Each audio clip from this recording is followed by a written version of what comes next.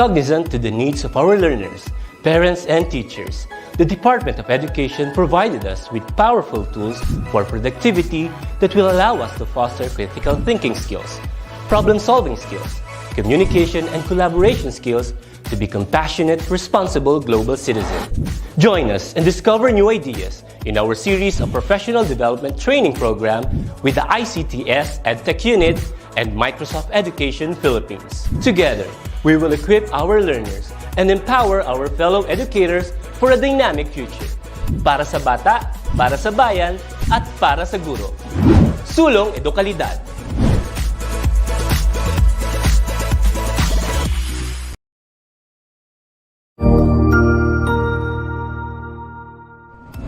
Magandang araw, Sir Wilbur po, at your service. Narito ang ETUlay upang gabayan ka sa inyong pag-aaral upang lubos na maunawaan ang iba't ibang paksa o subject. Ang ETUlay ay isang free online tutorial class na pinangungunahan ng ICTS Educational Technology Unit sa pamumuno ni Undersecretary Elaine Del P. Pascua. Ang programang ito ay hindi lamang para sa mga bata, kundi ito rin ay magsisilbing gabay sa mga magulang at mga guro kung paano nila ituturo o gagabayan sa bawat asignatura ang kanilang mga anak o mga estudyante. Sa kasalukuyan, ang self-learning module mula sa rehiyon ng Calabarzon at kilala sa tawag na pivot ang ginagamit sa ating ETUlay online class. Kaya ano pang hinihintay ninyo? Ihanda na ang inyong mga ballpen o lapis, papel o kwaderno at samahan kaming itulay ang pagkatuto para sa bawat batang Pilipino. Sama-sama tayong magtutulungan para malampasan ang mga hamon sa panahong ito. Halina't matuto kasama ang inyong online tutor sa oras na ito.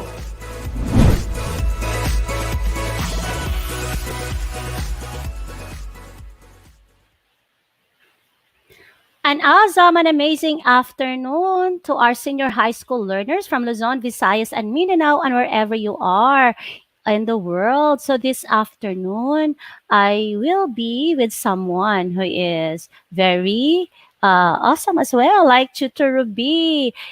She's a new teacher in our 21st century literature. So help me welcome Teacher Tiny. Good afternoon, Teacher Tiny. Hello, good afternoon, everyone. Good afternoon, learners. Good afternoon, Tutor Ruby. And thank you so much for having me here this afternoon. Yes, it's both an honor and a privilege to be with you, Teacher Tiny. Ayan, so let's see. This is our new tutor. Likewise, Okay. Teacher Ruby. And as well as to our viewers this afternoon. Good afternoon, everyone. Yes, so to start with, Tutor Tiny, our topic is about the subject 21st century literature from the Philippines and the world, right? So you will be with us from 4 o'clock to 4:40 every Tuesday afternoon. And we are live in DepEd Edtech Unit, DepEd Philippines, and DepEd Tayo Facebook accounts. And of course, in our DepEd Edtech Unit, DepEd TV YouTube accounts. So bear with us as we will be learning here in ETUlay online tutorial. Next, Ma'am Tiny.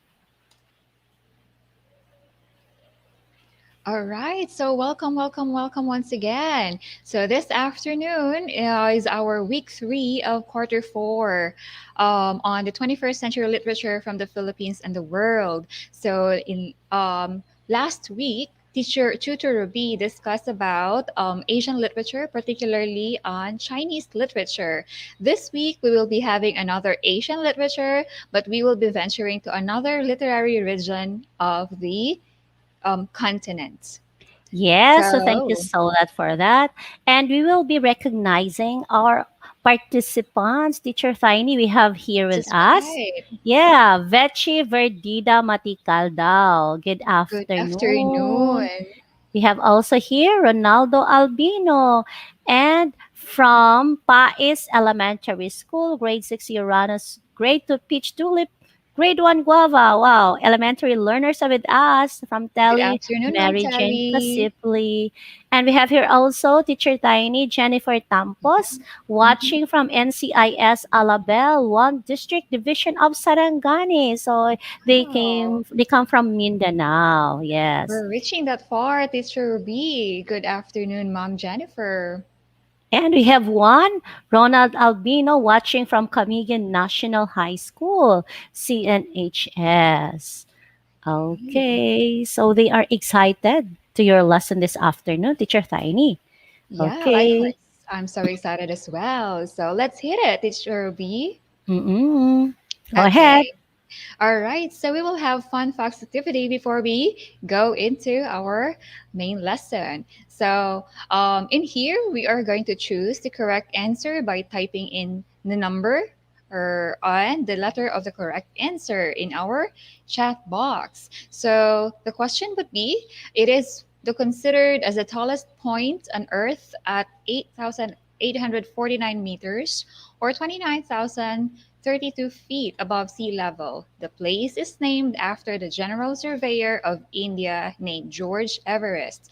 What is the answer for this question? Number one, the Yes. mountain. Mm-mm.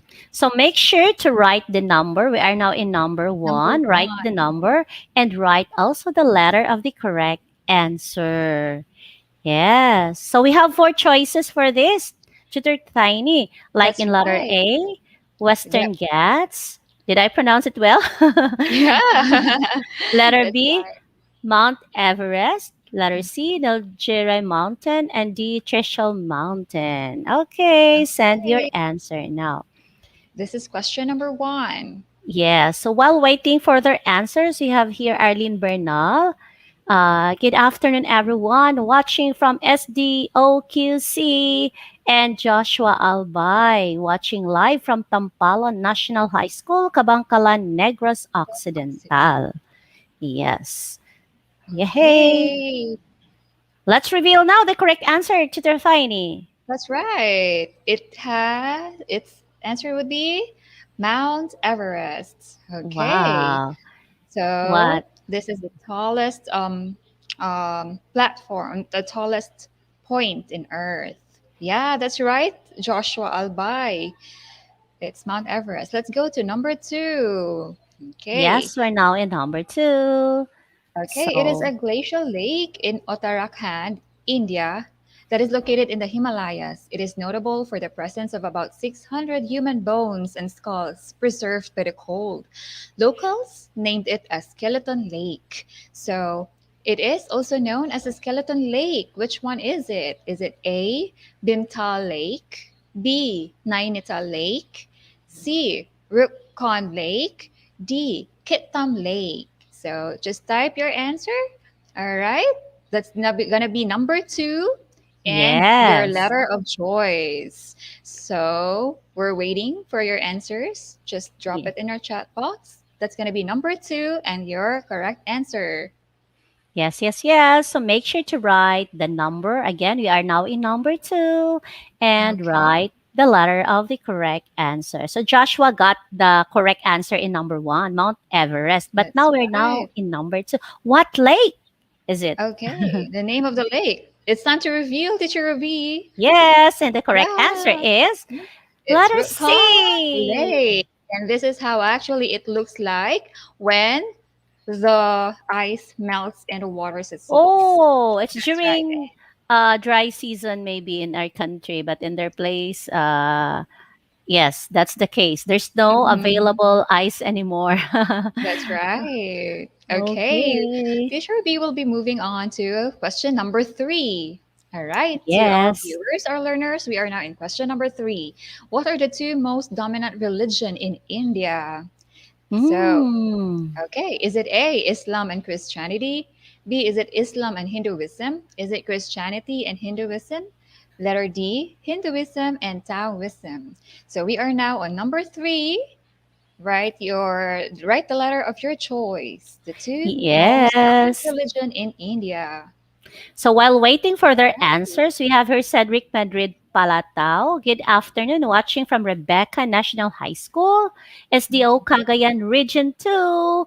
And now, we're now in number 3. Take note, we're now in number Yeah. 3. Yay. Okay. Number three. Is it Oh, A? Mm-hmm. we have here, go Mom Finey from CZ, Branya Nola. Thank you so much. That's my colleague here in Stack Senior Oh, High School. Thank you for the yes, support. supporting from Stack Senior High School. All right. All right. So, It's time to reveal the answer. That's gonna be it's Islam and Hinduism. The third most observed religion, Ma'am Ruby, is Christianity. oh, I see. It's my first thing to know this one, that the two most dominant religion in India is Islam and Hinduism. Oh, Yeah, and Joshua Albay got the correct answer. exactly. Hey, Congratulations, Joshua congratulations. Albai. Okay, Tutor Hey, Ruby, we are now in number four. four. Literature in Asia can be divided into five sub-regions. Complete the list of the five sub-regions of Asian literature. So what are these? Is it so again, this is not a multiple choice question. We are going to fill in the The literary blank. red region Mhm. of Asian literature. So one would be East Asian literature, second one would be Southeast Asian literature, three is Central Asian literature, fourth we have West Asian literature. I believe Teacher Ruby, our learners here and teachers here are very well adept to the Mm-mm. regions of Asia. So this should be a very easy question for them. Yes. All All right. So right. you need to give the correct answer. So while waiting for their answers, good afternoon. Watching from New Canaan Integrated School, Alabel 1 District, Division of Sarangani, Ethel Soliano Cortez. Good Good afternoon. afternoon. Okay. Yes. It's a And the time correct for the answer answer is is it's South Asian literature. Okay, that would wow. compose India, Pakistan, Nepal, Sri Lanka, Maldives, and among others. So it should be clear, Teacher Ruby, as to what would be our representative country this afternoon, right? Yes. Yes. All Yes. right. Yes. Okay, so the India's national capital territory. This is question number five. What is it? Is it A, Agra, B, Delhi, C, Mumbai, D, Hyderabad? Okay, what Mhm. is the national capital territory of India? This is exciting. Uh Mm-hmm. The huh. last question. Yes. So let's reveal now the correct answer, Teacher Tiny. Yeah, and that's gonna be Delhi. All Yes, it's right. letter So, D. yep, there are several things we can do or activities, tourist activities. Okay, so that's enough of our tour, Teacher. We will be revealing our objectives. That's gonna be learners to be able to develop reading and understanding skills through literary devices, awareness on the literary devices, and at the same time appreciation and understanding of the representative literature from India. Okay, Wow, we are now well guided as all to right. the objectives this afternoon. And of course, Teacher Tiny, we have here watching Mhm. in her classroom from Santa Rosa National High School. Wow, that's good. Wow, welcome, Okay. sir. Welcome, Eda. Ma'am Eda Kenyo Abueva Arabis. Okay, thank you. We have an active participant in our fan facts. It's Sir Mm-mm. Ronald Albino. Thank you, Sir Ronald. All right, so let's proceed. Tutor Rabi. Okay, so for us to be able to understand and better comprehend reading literary text, it is but imperative for us to understand what are the roles of literary elements and literary techniques, and how can we depict their presence, the literary devices in the reading text that we are reading. So for now, in this literary piece, we will be highlighting three literary elements and literary techniques, or three literary devices. That's going to be flashback, foreshadow, and imagery. So I believe, Tutor B, that we have had these terms are not new to us. We will just have a simple recall this afternoon. Yes, our senior Right. high school learners have already ideas about it, but I know they need a deeper understanding more on these terms, right? All right. Yes, that's right. Thank you so much, Teacher Ruby. So we will be going deeper on these literary devices. So we have our first literary technique. It is a scene that takes place in a past. It interrupts the chronological order of the main narrative, and it can be vivid memory or a dream sequence. It is a flashback. Flashback. That's Mhm. right. Okay. Or it is also called an analepsis. It is a window to an earlier occurrence that provides critical information to the story, that is according to Patterson 2021. So let us give them an example so that we could be recalled and refreshed by how a flashback looks like in a literary text. So I have here a sample. Um, line coming from The Great Gatsby of F. Scott Fitzgerald. Okay, it's high time for us to have a little bit of reading. So once again, this is flashback. All right, please notice the words used. In my younger and more vulnerable years, my father gave me some advice that I've been turning over my mind ever since. So whenever you feel like criticizing anyone, he told me, just remember that all the people in the world haven't had the advantage that you've had. So why do you think it became a flashback? Because the narrator, the speaker here is narrating the things that has happened in the past. You have there the signal words in my younger and more vulnerable years. And the second thing would be his father's word and advice for him. Once again, that's from Great Gatsby, an example of a flashback. Yes, it's very clear there. There's a term in my younger and more vulnerable years. I like that line from Great Gatsby. All Moving right. on.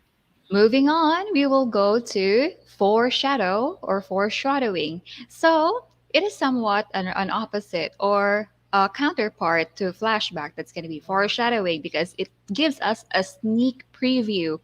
Or, of course, in literal terms, foreshadowing of future events. A literary technique that provides clue or hints as to some events or circumstances that may come soon in the flow of the story, by Andrew John Baronda of 2016. So let us have an example of a foreshadowing. So this is a line of Romeo from the very popular sonnet of William Shakespeare. It's Romeo and Juliet. All right. Okay. All right. So the line from Romeo, let me read this one, Teacher Tiny. Okay. Sure. Okay. Yeah, so life were better ended by their hate than death broke wanting of thy love. All Oh. right. Okay, so it just means that Romeo prefers to die sooner than than living without Juliet. Juliet. How That's sweet. really is sweet. Okay, so that's again foreshadowing, because we all know what happens to Romeo as a part of the plot, and then it became you know, a sad ending.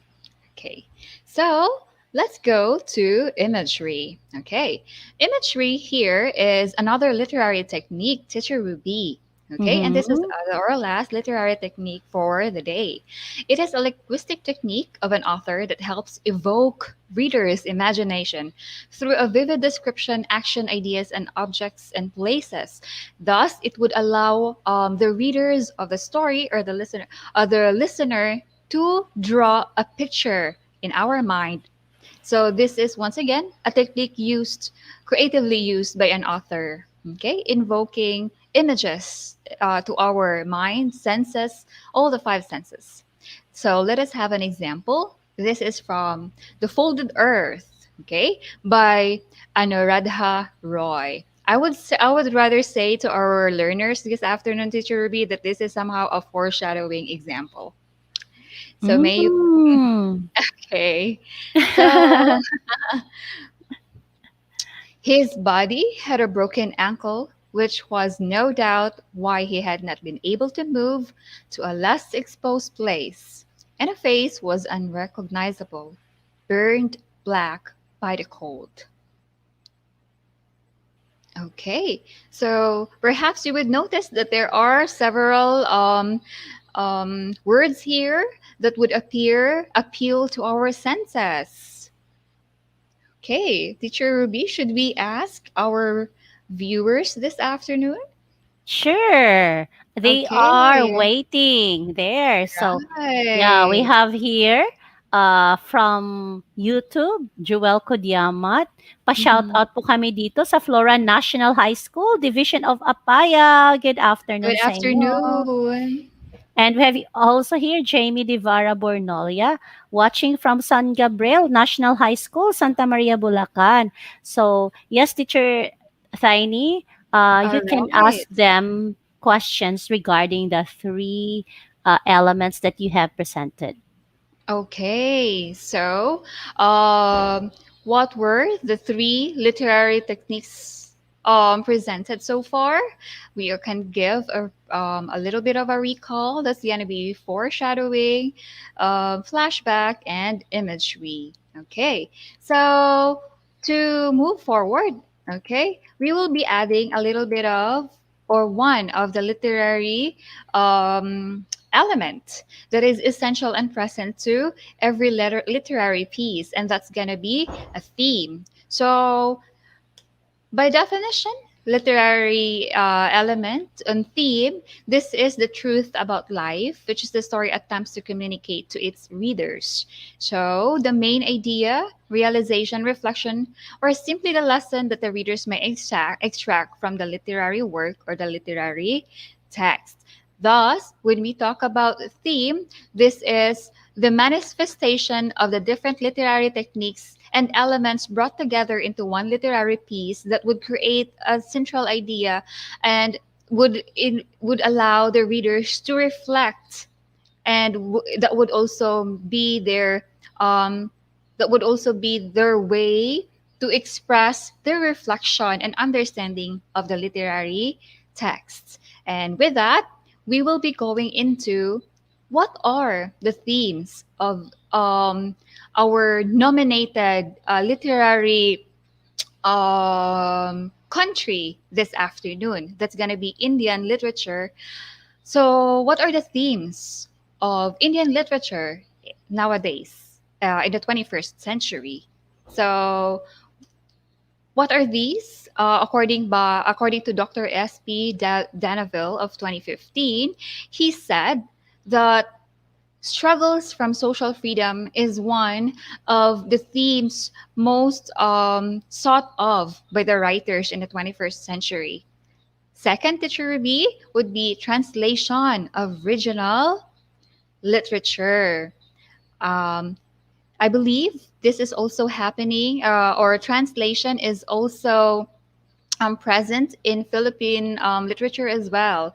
That is because we could gain more readability on translation. Third would be focuses on marginalized section of the society. Then fourth, we have motivational and autobiographical in theme. So it is but of trend in Asia, in Indian literature, the themes on giving biography or writing biography to provide motivation to the readers. Okay, and last one would be diaspora. However, teacher Ruby, this afternoon for Indian literature in the 21st century, we will be tackling on the theme. All right. Struggles from Social Freedom. Okay, are we all excited, learners? Yes, I know they are. Tutor Tiny, they're excited. Right. Okay. So let's move on to the author. Okay, this is what I'm telling about earlier, Teacher to Ruby. Let me introduce to you our author for this, our representative author from India. Um, she's Anuradha Roy, born in 1967, and as of the moment, she's going to be 53 to 54 years old. Who is she? Okay, everyone. She is an Indian novelist, journalist, and editor from Calcutta. Then these are her notable um, novels so far. Okay, once again, her favorite theme or her sought to themes is on struggles on social freedom. Now, first novel would be An Atlas of Impossible Longing in 2018. This has several translations as well. The Folded Earth of 2011, which we will be tackling. Sleeping on Jupiter of 2015 and All the Lives That We Never Lived in 2018, which are all novels that portrays struggles from social freedom. Okay, and she would be having an upcoming novel to be released in September 2021. Okay, by the way, what is social struggle? Freedom. What is struggle from social freedom? Okay, let's check from our viewers and learners this afternoon. Okay, and before that, I'd like to um, read the comments from Dr. Alan Adam. Okay. Hi, Mom Tiny. Good afternoon. Thank you so much, Sir Adam. Then we also have Mom Irish Labor Remorosa here. Hello, Mom Tiny, watching here. Watching here. Thank you so much for your support, teachers, colleagues. Okay. All right. So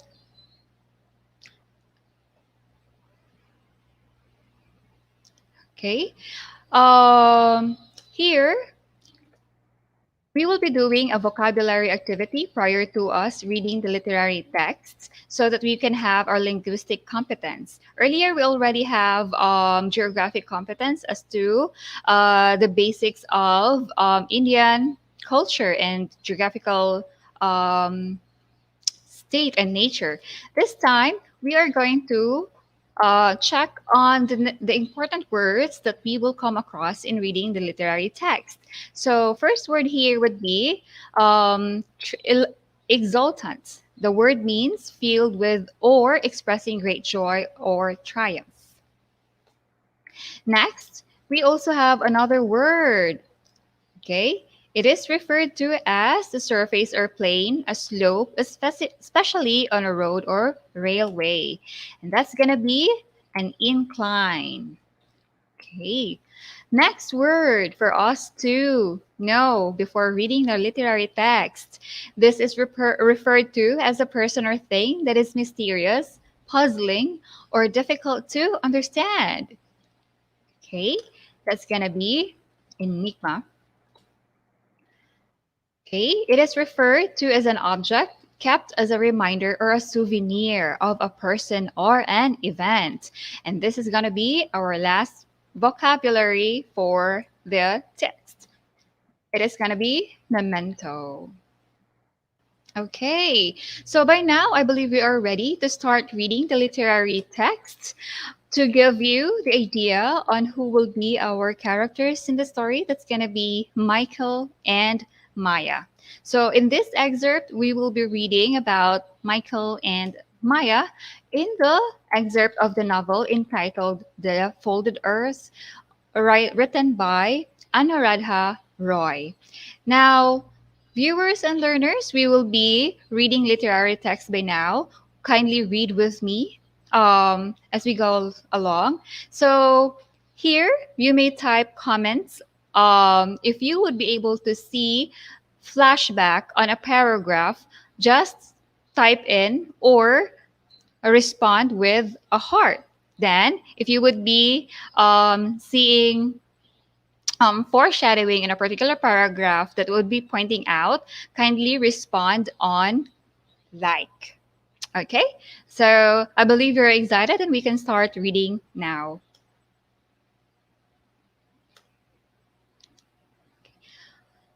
Once again, Folded Earth by Anuradha Roy. First paragraph. My rival in love was not a woman, but a mountain range. It was very soon after my wedding that I discovered this. We had defied our families to be together, and those first few months were exultant castaways who had fitted the universe into two rented rooms and a narrow bed. Daytime was only waiting for evening when we would be together. Nights were not for sleeping. It took many goodbyes before we could bear to walk off in different directions in the mornings, not for long. It began in the waste silence, the poring over maps, the unearthing of boots and jackets stuffed in a suitcase under our bed, and then the slow burning restlessness in Michael became overpowering. He was with me, but not with me. His feet walked on flat land but flexed themselves for inclines. He lay at night with his eyes open, dreaming. He studied weather reports for places I had never heard of. Michael was not a climber, he was a press photographer. Through school friends, whose father was an editor, he had found a job with a newspaper. When we married, we could not afford more than an annual trek for him in the mountains. And that one trek was what he lived for all year. All right. So for paragraph number one, my rival in love was not a woman, but a mountain range. Is it a foreshadowing or a flashback? Okay. Learners, you may type your answer, right? Paragraph number two, he was with me, but not with me. Is it heart or like? Is it flashback or foreshadowing? Michael's yearning made me understand how it is that some people have the mountains in them, while some have the sea. The ocean exerts an inexorable pull over sea people over wherever they are, in a bright lit inland city or the dead center of a desert. And when they feel the tug, there is no choice but somehow to reach it and stand at its immense, earth dissolving edge, straightaway calm. Hill people, even if they are born in flatlands, cannot be parted for long from the mountains. Anywhere else is exile. Anywhere else.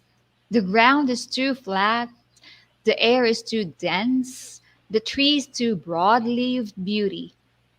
The color of the light is all wrong. The sound's nothing but noise.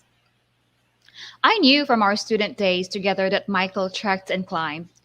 What I had not known was that his need for the mountains was as powerful as his need for me. We were far away from the high peaks. We lived in Hyderabad. The journey to the foothills of the Himalaya took 2 nights on trains and cars, and it took many more days to reach the peaks. No hills closer at hand would do. Not the Nilgiris, nor the entire Western Ghats. It had to be the Himalaya. It would be impossible for me to understand why until I experience it. Michael told me, and one day I would. Meanwhile, each year, the rucksack and sleeping bag became out on his body, let trail of his mind, which was already 9,000 feet above sea level and climbing. One year, Michael decided to go on a trek to Rupkund, a lake in the Himalaya at about 16,000 feet. It is reached by a long, hard climb toward the threshold. Snow peak that is more than 22,000 feet high. For much of the year, its waters remain frozen. A park ranger stumbled upon the lake in 1942 and it has been an enigma ever since. It contains the bones and skulls preserved by the cold of some 100 people who died there in the 19th century. Some say the 16th. Many of the skeletons wore gold anklets, bracelets, necklaces, and bangles. 600 travelers at that altitude. In that stark wilderness? Where were they going? Impossible to tell, as there was no known route from Kupkan to Tibet or to anywhere else. How did they die? Archaeologists think they maybe have been caught in an avalanche or hit by a large hailstones. There are tennis ball sized dents on many of the skulls. The bones were stripped of their jewelry and most of them were left where they were, and they have remained. Although memento seekers have cared of bits and pieces as trophies.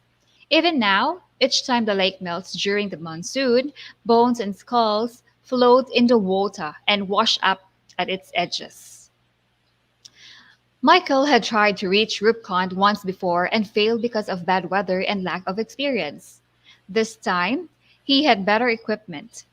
He said he was timing it differently. He knew what to expect. Even so, I felt I could a cloud of dread grown and darkened as the day for his departure neared.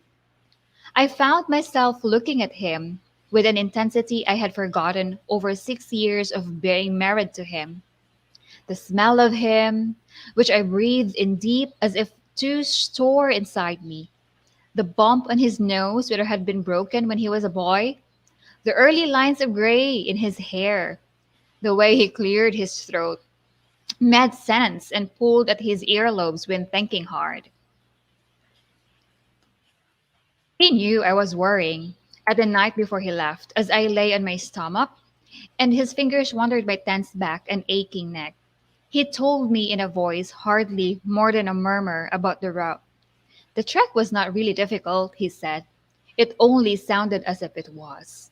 His fingers went down my spine and up to my neck, while an iron ball of fear grew heavier inside me. Many had done it before, he said. The rain and snow would have retreated from that altitude by the time they reached it. There would be wildflowers all over the high meadows on their route.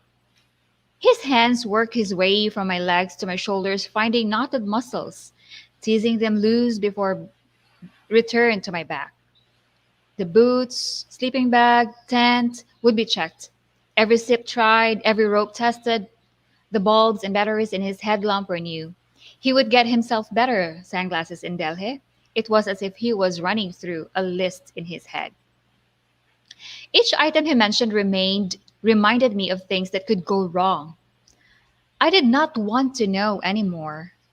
I touched his always fast-growing stubble and I said, by the time you're home, you'll have a beard again. Like every other time, my fingers held an inch or two of fat as recently known in his waist. And you'll have a lot of this. You'll be thin and starved. Completely starved, he said, lean and hungry. His teeth dug at my earlobes. He stretched over me to switch on the shaded lamp at our bed and traced with his eyes every curve of my face and a dimple on my chin. Why did he marry this girl? He said in a voice that imitates stereotypical older relative. Why did he marry this thick, thin girl, as dark as a boot polish? All you can see is her face and her big eyes. He ran his fingers through the tangled mass of my hair. Almost at your waist, Maya. Where will it have grown to be by the time I'm back? I could smell onions frying, although it was almost midnight. On our neighbor's radio, I wandered downward until it reached my hips. He said, your hair will be here, or maybe longer, this far. I switched the light off. And the news came to me by way of my landlord, who had a telephone. They had found Michael's body after 3 days of searching. It was close to the lake, I was told. He had almost made it there when the landslide, rain, and snowstorms came and separated Michael from the others with him. His bad body had a broken ankle, which was no doubt by he had not been able to move to a less exposed place, and his face was unrecognizable, burned black by the coal. That is our story, learners, grade 12, senior high school learners. That's our story, Teacher Ruby, Tutor Ruby. Yes, Tutor Tiny. Wow. Okay, I'm so touched with the story. that is Yeah. Oh, um okay, that yeah. is what's this? Anuradha Roy's masterpiece, his Mm-mm. novel on the folding earth. Okay, so let's check. Okay, after hearing the story, how did you feel? What did you feel? All right. So while waiting for the answers of our learners, teacher Tiny, felt sad because the ending of the story is not as what I have expected. Yeah, Mm, but when I read the foreshadowing part and the other element, mm-hmm. of course I can see the imagery there, and I can also see the other one, the Um, flashback part. Flashback. Yeah. Wow, what a great story we're in.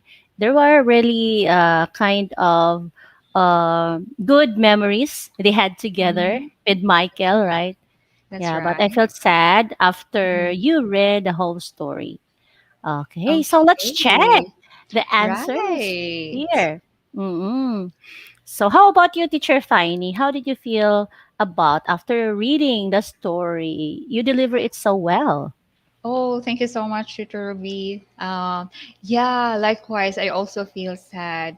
However, because perhaps I consciously read on Mm-hmm. my first read of this novel on especially in the very first part, Teacher Ruby, Mm-mm. when she said if I would go back, when she said, Yes. um,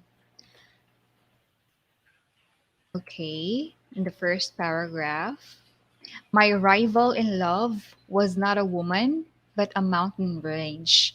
So, Oh, that means to say Michael was a yeah, mountain climber. He is an adventurous person. Oh, right. Which is also an irony because he is not just he's not a mountain climber by profession, but he yes. is working as a photographer in a press.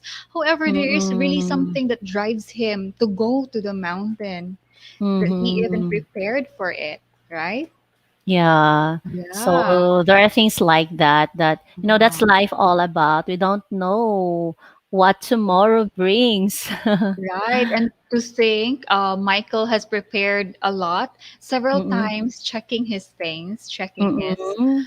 um, backpack for the climb. Okay, Tutor Ruby. So we will now go to our next question. Mm-hmm. Okay. Yes. So did you predict the last paragraph? And Teacher Ruby already expressed her expectation, right? Yeah, it Mm-mm. was full of good memories and on all the paragraphs that we've talked, and then at the suddenly in the end part would be that sudden. Okay, Mm-mm. but why or why not? All right. Okay, let's check. Yes. So I know our learners also were pondering. Yes.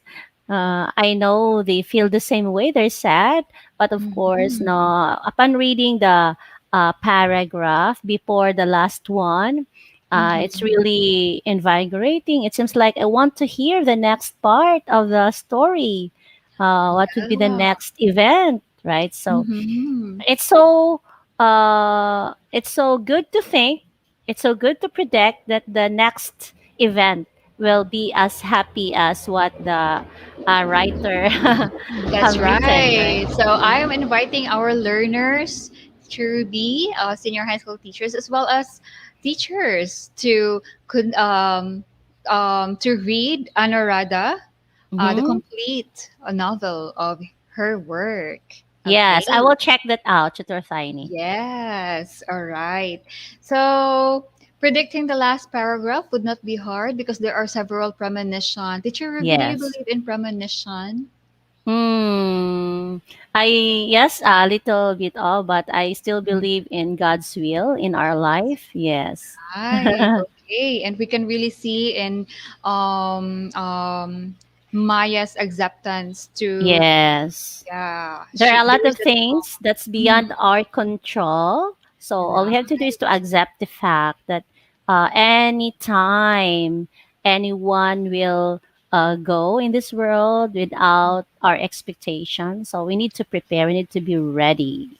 Correct. And Maya expressed that very clearly that Mm-mm. whatever would happen to us, because where however we prepare our lives to be, such thing will happen. And what the Yes, most we can do, the perfect thing we can do is to really accept, right? exactly.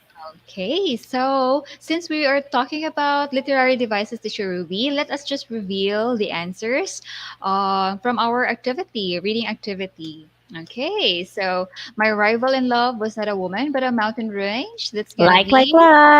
right. And he was with me but not with me. It's another. Okay, Yes. foreshadowing. All right. It had to be the Himalaya. It would be impossible for me to understand why until I experience it. Michael told me, and one day I would. That's going to be flashback. Even so, I Flashback. felt, right. Even so, I felt a cloud of dread grow and darken as the day for his departure neared. So, this is also another thought that Maya had. Okay, that's why it's a flashback. Each item he mentioned reminded me of things that could go wrong. It's a flashback still. Yes, he ran his fingers through the tangled mass of my hair, almost at your waist, Maya. Where will it have grown by the time I'm back? Okay, it Yes. was a conversation. I So could it's smell onion. foreshadowing, right? Yep. Hmm. Okay, I could smell onion frying although it was almost midnight. Midnight would something mean dark portion or version, Yes. right? He said your hair will be here or maybe longer this far. All right. There is a tone of there is what's this? A flashback in here. However, it also gives us a tone of foreshadowing, and there's symbolism in the words used, right? This far and this long. All right, so Teacher Ruby, that would be all of our lesson this afternoon. We will be giving this beautiful words of acceptance expressed in the excerpt of the novel of Anuradha Roy, The Folded Earth. This is how it was portrayed that we should accept whatever has happened, whatever would happen to us, especially on the depart of our loved ones, because that is not beyond our control, and um, that is something that has to be experienced. Yes, Okay, exactly. right. So in here, it was really creatively put on. The ocean exerts an inexorable pull over sea people wherever they are in a bright lit inland city or the dead center of a desert.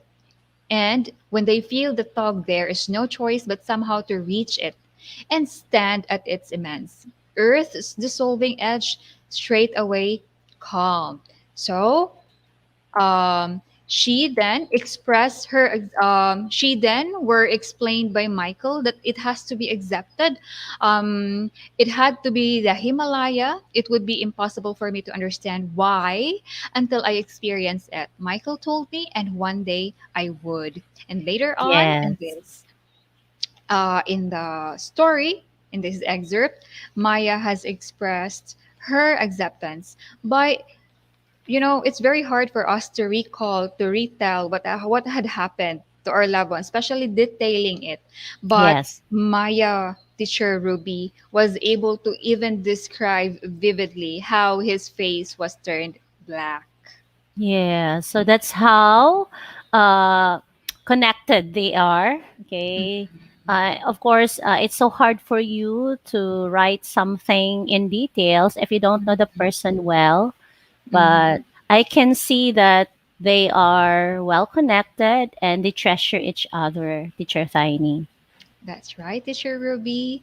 And I am really hopeful that our listeners and viewers this afternoon has learned something and experienced the moral.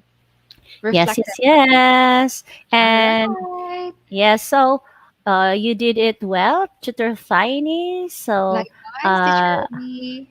I'm so grateful that you are with us this afternoon. So see you next week. All right. See Yes. you, everyone. Okay, and thank you so much for tuning in this afternoon. Yes, and if you have questions or suggestions, you can, of course, connect to us, send us an email in deped.gov.ph. All right, so thank you so much for being with us this afternoon, and see you tomorrow. We still have a lot of lessons, Filipino Wednesday. Bye Mm-hmm. bye. Bye Have a great bye. afternoon. Okay.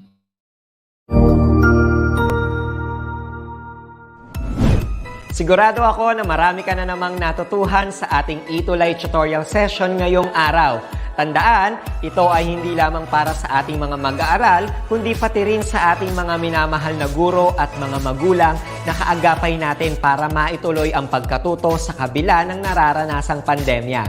Patuloy ding sumubaybay sa DepEd TV para sa mga araling ginawang video episodes. Mapapanood ito mula Lunes hanggang Sabado, alas 7 ng umaga hanggang alas 7 ng gabi sa inyong mga telebisyon. Abangan bukas mula 1:00 ng tanghali ang iba pang aralin sa ating ETUlay free online tutorial session sa Filipino. I-like and subscribe at manatiling nakasubaybay sa ating ETUlay tutorial session sa DepEd Edtech Unit FB page at Educational Technology Unit channel sa YouTube at sa DepEd Tayo at DepEd Philippines social media accounts. Paalam!